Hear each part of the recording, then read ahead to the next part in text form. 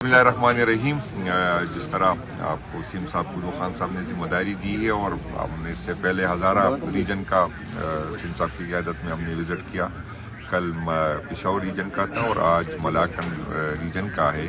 तो अब इंशाअल्लाह ताला 5 मिनट में हम यहाँ से रवाना हो रहे हैं स्वात से और इंशाअल्लाह ताला चिकदरा तक जाएंगे।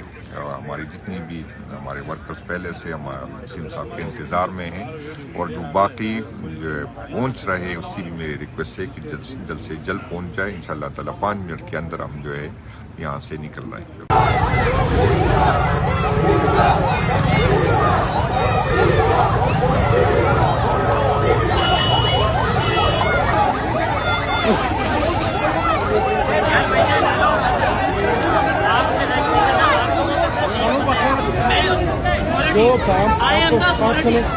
जो काम आपको सिखा दिया है वो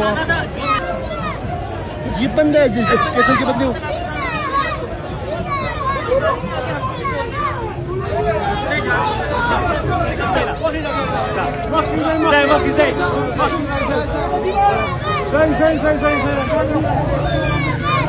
सही